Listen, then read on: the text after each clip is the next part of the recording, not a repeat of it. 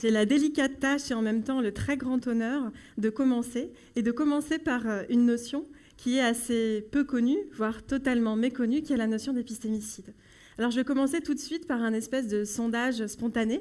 Je vais vous demander de lever la main ceux qui savent ce que c'est, qui en ont déjà entendu parler ou qui en connaissent un petit peu près la définition. Voilà, très bien. Écoutez, c'est super, ça justifie ma présence ici. Moi, je suis là pour essayer de vous expliquer en quoi, finalement, cette notion, elle est fondamentale et en quoi elle peut vous aider sur un certain nombre de termes et dans votre vie quotidienne.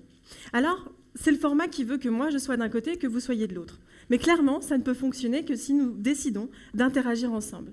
Alors, je vais vous demander de participer et de vous engager avec moi sur 3 points. 3 engagements mutuels. Je m'engage à vous donner les outils et les instruments pour les atteindre et j'espère que vous vous engagerez à essayer de les mettre en pratique. Premier point, j'aimerais qu'à la fin, à l'issue de ce talk, vous ayez pleinement conscience de ce qu'est un épistémicide. Non seulement que vous sachiez ce qu'est un épistémicide, mais qu'en plus, vous sachiez le reconnaître lorsque vous en voyez un. Parce que c'est le deuxième point. En réalité, chaque personne qui est assise dans cette salle a déjà subi des épistémicides. Non seulement on a subi, et ça c'est la deuxième partie du deuxième objectif, c'est qu'aussi vous participez à le reproduire et à le diffuser. Et ça c'est mon 3e objectif. J'aimerais qu'en comprenant ce qu'est un épistémicide, eh bien, vous puissiez, en appliquant cette notion et en vous l'appropriant, changer le monde. Alors vous allez me dire, bon, Fatima Kemila, on la connaît depuis à peu près 1 minute 50, et elle nous dit qu'à travers un concept un peu opaque, abstrait, on va pouvoir changer le monde. Alors ne vous engagez pas sur le 3e point. C'est moi qui m'engage à vous donner les outils et les instruments nécessaires pour pouvoir y parvenir. Alors, j'ai réfléchi à la façon finalement la plus intuitive et la plus spontanée de vous expliquer ce que c'était qu'un épistémicide. Et je me suis dit qu'en fait, vous en aviez tous vu un au début d'année, celui-là. Février 2015, musée de Mossoul, 2e plus grand musée d'Irak. Et là, on y voit des djihadistes. Alors à chaque fois que je vais mettre des guillemets, c'est simplement que je reprends des notions qui sont des notions médiatiques que tout le monde connaît, mais avec lesquelles je me distancie. J'ai juste pas le temps de vous expliquer à chaque fois pourquoi est-ce que je me distancie de ces notions. Mais qu'est-ce qu'on voit ?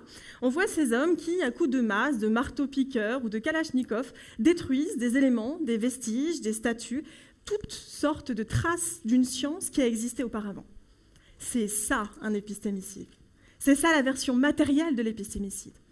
Ça fait du bruit, ça se voit. C'est la destruction organisée d'une science et d'une forme de savoir qui nous dérange pour une raison ou pour une autre. Mais, si vous avez prêté attention au titre de ce talk, le titre de ce talk précisément c'est « Histoire d'une mort silencieuse des sciences ». Ça, c'est pas silencieux. En fait, ce que j'aimerais vous montrer, c'est que ça, c'est la version connue d'un épistémicide. Mais les épistémicides les plus efficaces, les épistémicides qui finalement réussissent le mieux, c'est ceux dont on ignore même l'existence. Alors malheureusement, je ne vais pas pouvoir faire le jeu des petits sondages comme j'ai fait tout à l'heure. J'aimerais simplement qu'en même temps que je vous pose des questions et des énonciations, vous réfléchissiez aux réponses. Première question, combien d'entre vous savent que Zadig de Voltaire, un des grands classiques de la philosophie et de la littérature des Lumières, est directement inspiré du Coran ? J'ai dit que ce n'était pas un sondage cette fois-ci. Vous voyez, c'est Sourate la caverne, directement inspiré. Si je vous disais qu'Alexandre Dumas, l'un des plus grands romanciers du 19e siècle en France, était noir. Il a écrit Les Trois Mousquetaires, il a écrit Le Comte de Monte Cristo. On continue ? Je vais prendre d'autres domaines. Si je prends le domaine historique, combien d'entre vous savent qu'il était interdit d'importer et de commercer des esclaves noirs musulmans parce qu'ils étaient considérés comme potentiellement trop subversifs et trop révolutionnaires? Combien d'entre vous savent que l'empire le plus grand que ce monde n'ait jamais porté, c'est l'empire de Gengis Khan? C'est 4 fois celui d'Alexandre le Grand. C'est 2 fois l'empire romain. C'est 32 millions de mètres carrés au XIIIe siècle. Qu'est-ce qu'on sait de cet empire, au fait? Combien d'entre vous savent que Ludwig van Beethoven avait une mère qui était arabo-musulmane, probablement noire? Beethoven, le plus grand musicien d'Ota, le plus grand musicien classique qui ait jamais existé? Ok, là je commence à vous intéresser. Si à ces questions-là, à la plupart de ces questions, vous ne connaissiez pas les réponses, c'est précisément que l'épistémicide a réussi. C'est la mort silencieuse des autres formes de science, de culture, de savoir, d'apport qui ont pu exister pour une seule domination. un seul type de science, un seul type de savoir qui est considéré comme légitime.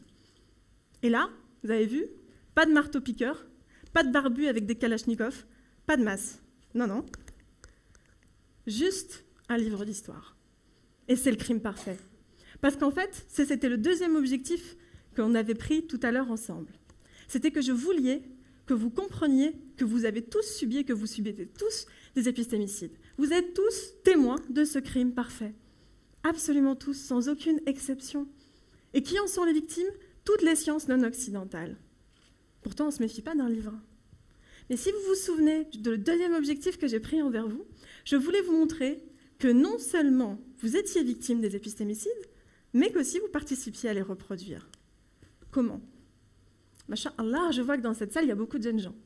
J'ose espérer, et de moi jeune, marhaba bikoum aussi, j'ose espérer que beaucoup d'entre vous, ou certains nombres d'entre vous, ont fait des études supérieures notamment. Peut-être que vous avez été amenés à écrire des articles, des mémoires, peut-être même des thèses. À chaque fois que dans vos bibliographies, à chaque fois que dans vos productions scientifiques, vous ne mentionnez dans 9 cas sur 10, et ça se vérifie quasiment à chaque fois, que des auteurs qui proviennent de 7 pays, la France, le Royaume-Uni, l'Espagne, l'Italie, la Grèce, l'Allemagne et les États-Unis. À chaque fois, c'est que l'épistémicide a réussi. Les chercheurs que nous citons, viennent tous des mêmes pays. Ce sont tous des hommes. Il y a très très peu de femmes qui sont citées et surtout très peu de chercheurs du Sud.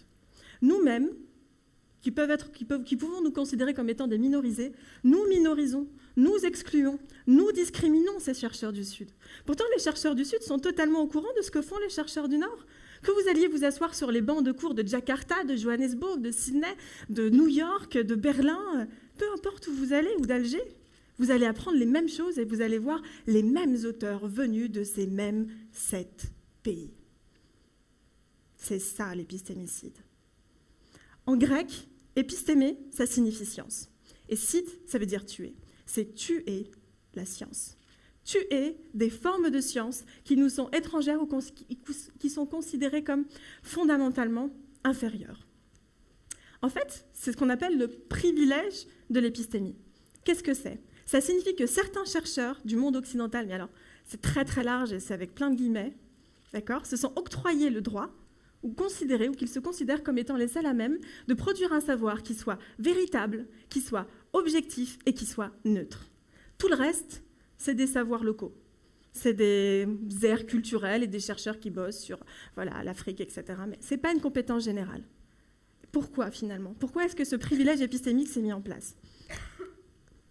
Cogito ergo sum. Pour ceux qui ne parlent pas latin, ça signifie « je pense, donc je suis ». On la connaît tous, cette phrase, c'est la phrase de René Descartes, écrite dans le discours sur la méthode au XVIIe siècle. Qu'est-ce qu'elle veut nous dire? En fait, cette phrase, elle est fondamentale à penser. Elle est fondamentale dans la construction de la pensée et dans la construction des épistémicides. Ce n'est pas « nous pensons, nous nous contredisons, donc nous sommes ». Il y a l'exclusion de fait des autres. Ce n'est pas « Dieu m'a créé, donc je suis ». Non, non, c'est mettre au centre de la pensée un homme occidental qui produit du savoir sur le monde entier et sur lui-même, et qui s'arroge le droit d'être le seul légitime à pouvoir le faire. Et ça date pas d'hier. Il suffit simplement de vous interroger sur la terminologie maintenant. Pourquoi est-ce que dans un cas, est-ce qu'on va parler d'État-nation et de l'autre, on va parler de tribu et d'ethnie? Vous avez déjà parlé ou entendu parler de la tribu allemande? De l'ethnie corse? Non, jamais. Ça ne vaut que pour l'autre côté de l'hémisphère. On parle aussi de culture en Occident. Et de l'autre côté, c'est du folklore, c'est de l'exotisme. Je pourrais vous prendre plein d'exemples comme ça, la question de la spiritualité et de la religion, d'un côté, et de l'autre, les mythes. Les mythes des Indiens, les mythes des Amérindiens, les mythes des Grecs. Mais pour eux, ce n'est pas des mythes. C'est de la croyance, c'est l'objet de croyance, c'est l'objet de religion. En fait, c'est encore une façon de distinguer, de discriminer et de disqualifier. Et la plus importante de ces binarités, c'est celle qui oppose la civilisation et la barbarie. C'est quoi la civilisation? C'est quoi la barbarie?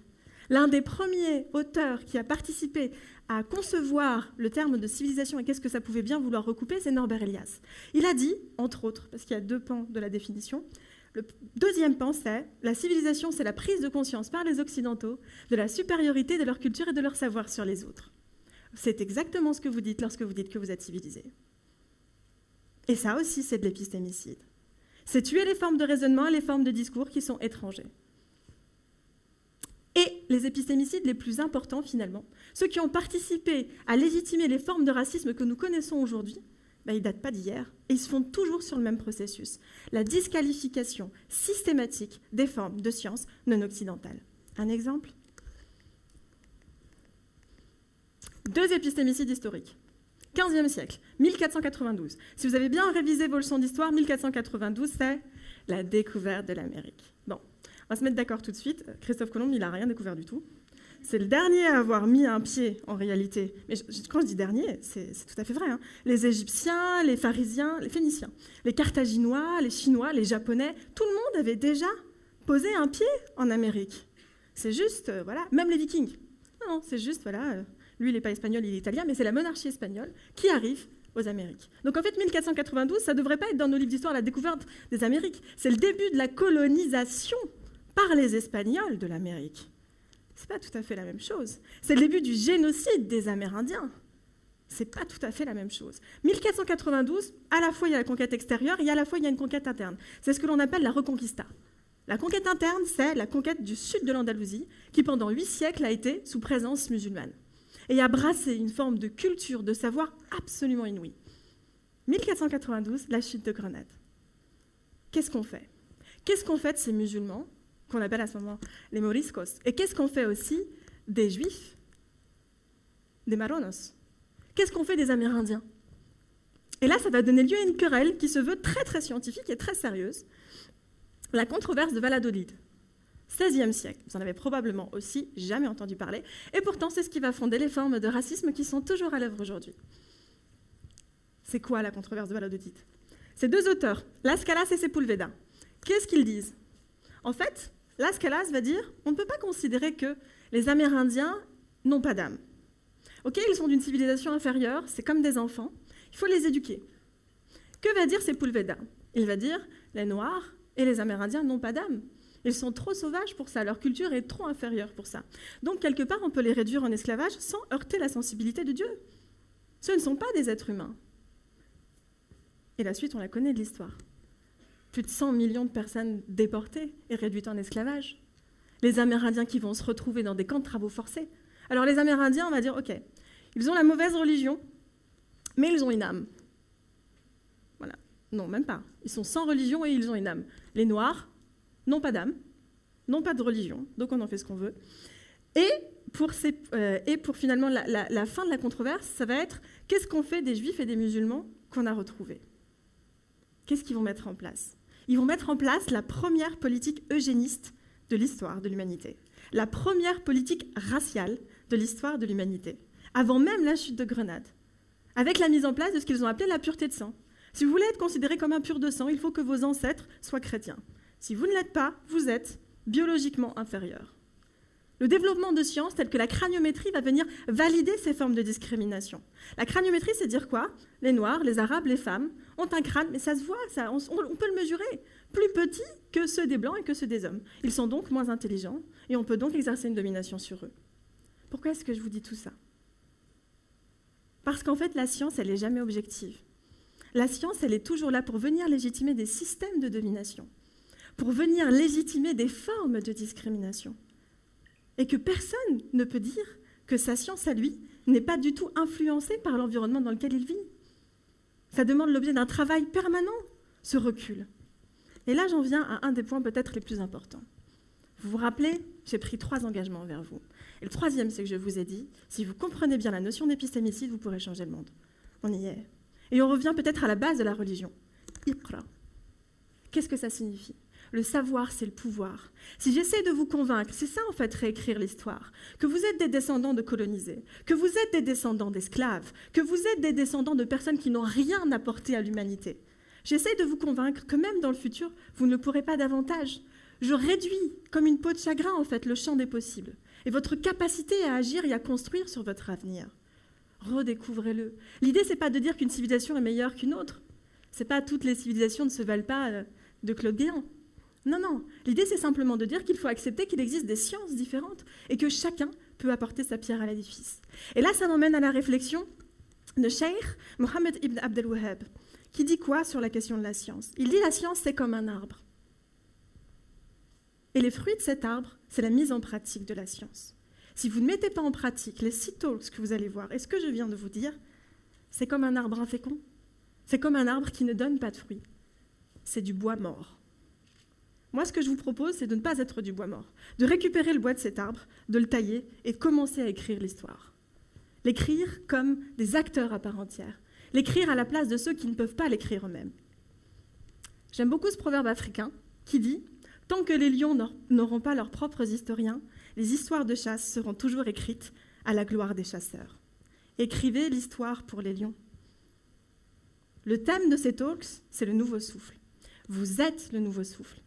Et vous pouvez écrire les plus belles histoires qu'on ait jamais lues depuis très longtemps. Assalamu alaikum wa rahmatullahi wa barakatuh. Merci de votre attention.